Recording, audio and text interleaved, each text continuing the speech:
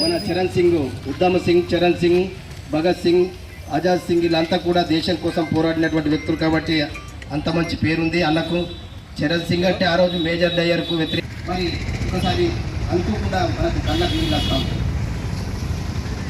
కాబట్టి ఈరోజు మార్చి 23 మరి భగత్ సింగ్ గారి యొక్క 94వ వర్ధంతిని పురస్కరించుకొని మనం అందరం కూడా ప్రతిసారి కూడా ఘనంగా భగత్ సింగ్కు మరి నివాళులు అర్పిస్తూ కనీసం మన దాంట్లో ఉన్న కొద్ది మంది అన్న కానీ ఒక నలుగురికి సాయం చేయాలి, వాళ్ళ ఆలోచనతో పనిచేయాలనేతో మనకు తెలిసిన దగ్గర ఏది లేకుండా వ్యక్తులుగా శక్తులుగా మరి ఎక్కడో అక్కడ మనం ఉన్న దాంట్లోగా పాటు మనకు తెలిసిన మిత్రులకు చెప్పి మరి చేస్తున్నటువంటి దాంట్లో బాగానే ప్రయత్నమే ఇది కూడా అదే అనేది కూడా అనుకోవాలి.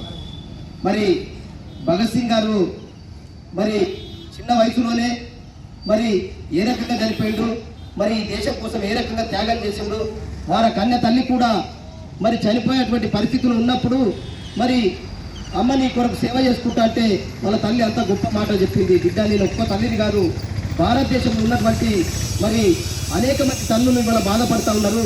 పక్కకు జలియన్ వాలా బాగ్లో మరి వేలాది మందిని ఆ బ్రిటిష్ మేజర్ డయ్యర్ గారు ఊచకొత వచ్చి మరి అనేక మందికి చూటాలకు బలైనటువంటి అలాంటి తల్లుల మరి అక్రందన కానీ వాళ్ళ తల్లుల ఆశయం నెరవేరాలంటే కేవలం భారతదేశానికి స్వతంత్రం ఒకటే మార్గం, ఈ స్వేచ్ఛగా ఉండాలంటే భారతదేశానికి స్వతంత్రం ఒకే మార్గం, దాని కొరకు బిడ్డ అని చెప్పింది అన్న చెప్పినట్లు.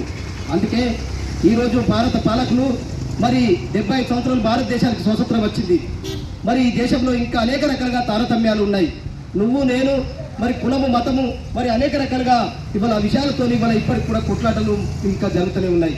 మరి దేశానికి సంబంధించినటువంటి అనేక సంపద కానీ వనరులు కానీ మరి ఈ దేశానికి దక్కాలని కోరుకున్న దాంట్లో మరి భగత్ సింగ్తో పాటు మరి రాజ్గురు సుఖ్దేవులు మరి ఆనాడు ఈ దేశ సంపద కోసం మరి బ్రిటిష్ వాళ్ళు మరి ఈ దేశంలో మరి వాళ్ళ లక్షల మందిని వాళ్ళ పుట్టున పెట్టుకుంటూ మన లక్షలాది సంపదను కొల్లగొట్టున్నటువంటి పరిస్థితుల్లో చూడలేక ఆనాడు జరుగుతున్నటువంటి శాంతియుత మరి ఉద్యమాలు కావచ్చు, అనేక ఉద్యమాలు కావచ్చు, ఆ ఉద్యమాల్లో మేము కూడా పాల్గొంటామని మరి అతి చిన్న వయసులోనే మరి తనకున్నటువంటి ఊహ తెలిసి మరి 12-13 సంవత్సరాల్లోనే బయటకు వచ్చినటువంటి మహోన్నతమైన వ్యక్తుల్లో మరి కీలకమైనటువంటి నేత మరి భగత్ సింగ్ గారు.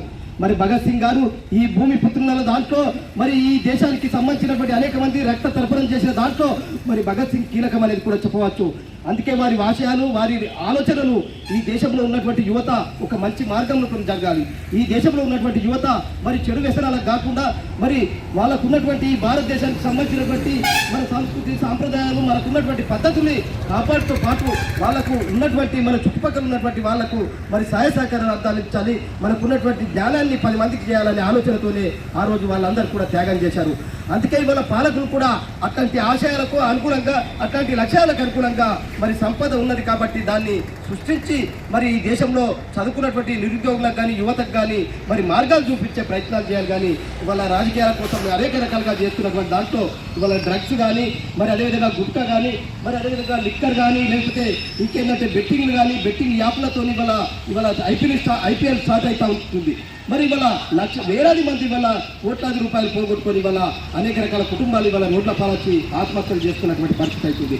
అందుకే ఇవన్నింటినీ కూడా కట్టడి చేయాల్సినటువంటి ప్రభుత్వాలు ఇవాళ ఇలా ఆలోచనతో పనిచేసినటువంటి బుద్ధిమంతులు తీసుకొని ఇవాళ విషయాత్మక ఏదైతే భగత్ సింగ్ ఆశయాల కోసం ఇవాళ అన్ని రాజకీయ పార్టీలు కానీ అన్ని పార్లమెంట్లు కానీ అసెంబ్లీలు కానీ ఇవాళ ఆయనకు ఘనంగా నివాళులు అర్పిస్తున్నటువంటి సందర్భాల్లో ఇవాళ మంచి మార్గాన్ని లెక్కించి మరి ఇట్లాంటి యువతకు నైపుణ్యం చూపెట్టి మరి వాళ్ళ ఆలోచన ప్రకారం పనిచేయాల్సినటువంటి అవసరం ఇవాళ ప్రభుత్వాలు ఉందనేది ఈ సందర్భంగా తెలియజేస్తా ఉన్నాం.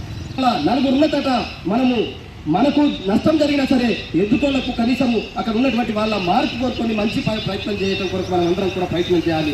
ఆ రకంగానే భగత్ సింగ్ చేశాడు. ఈ దేశంలో ఉన్నటువంటి కులాలకు మతాలకు అతీతంగా ఆనాడు స్వతంత్రంలో కులాలకు మతాలకు అతీతంగా అనేక మంది ప్రాణత్యాగాలు ఇళ్లకి వెళ్ళి కట్టె కావచ్చు, చిత్తె కావచ్చు, కర్ర కావచ్చు, తుపాకీ కావచ్చు, ఇంకోటి కావచ్చు ఆ దేశంలో మరి 100 సంవత్సరాలు పరిపాలిస్తున్న బ్రిటిష్ ముష్కరులను కొడుకులారా మీరు ఎంతరా లేదా లేకపోతే మిమ్మల్ని తరిమి కొడతాం ఆ రోజు నిజాం సర్కారును తెలంగాణ ఇచ్చేసారు. అదే రకంగా భారతదేశంలో మరి భగత్ సింగ్ నాయకత్వాన మరి అనేక మంది నాయకత్వాన జరిగినటువంటి కార్యక్రమాల్లో వాళ్ళు పోల్గొని ప్రాణత్యాగం చేశారు. అందుకే మిత్రులారా మనం అందరం కూడా వారి ఆశయ సాధన కోసం వారి లక్ష్య సాధన కోసం మనం అందరం మనకు తెలిసిన వాళ్లకు ఒక మంచి మార్గంలో నడిచే విధంగా మనం ప్రయత్నం చేయాలని, ఈ భగత్ సింగ్ ఆశయ సాధన కోసం మనం అందరం కృషి చేయాలని, ఈ కార్యక్రమంలో పాల్గొని ఇంత పెద్ద ఎత్తున పునరాగంగా వచ్చినటువంటి ప్రతి ఒక్కరికి కూడా పేరు పేరున జన వికాస్ సేవా సంస్థ తరఫున మరొకసారి మీ అందరికీ కూడా చేతులెత్తి నమస్కరిస్తూ మరొకసారి భగత్ సింగ్ గారికి జోహార్ జరుపుతూ ముగిస్తా ఉన్నాం. భగత్ సింగ్, భగత్ సింగ్, భగత్ సింగ్ పోరాటం చేశాడు. ఈ భగత్ సింగ్ ఆనాడు ఉన్నటువంటి పార్లమెంటులో బాంబునేసి సతా సాటుకున్నటువంటి వ్యక్తి కామ్రేడ్ భగత్ సింగ్. భగత్ సింగ్, కామ్రేడ్ రాజాగురు సుఖదేవ్ కూడా ఈ వారసత్వాన్ని ఇవాళ భారతదేశంలో ఉనికిపుచ్చుకున్నది. భారతదేశ చరిత్రలోనే ఒక మైలురాయి. ఆనాడు ఉన్నటువంటి పోరాటంలో స్ఫూర్తి ఈనాడు ఉన్నటువంటి పాలక వర్గానికి ఇవాళ గిట్టట్లేదు. ఇవాళ పాలకులందరూ కూడా ఆనాడు ఉన్నటువంటి భగత్ సింగ్, రాజగురు, సుఖదేవ్ వీళ్ళ స్ఫూర్తిని తీసుకోవాల్సినటువంటి అవసరం ఎంతైనా ఉంది. కామ్రేడ్ మీరందరూ కూడా భగత్ సింగ్ వారసులుగా మనము అవుదామని చెప్పేసి ఈ సందర్భంగా తెలియజేస్తూ నాకు ఈ అవకాశం ఇచ్చిన జన వికాస సంస్థ నాయకులందరికీ కూడా ధన్యవాదాలు తెలియజేస్తూ మనము మాట్లాడుకుంటున్నామంటే 1907 సంవత్సరంలో ఒక కాంతి కిరణం ఉద్భవించింది. అది యువ కాంతి.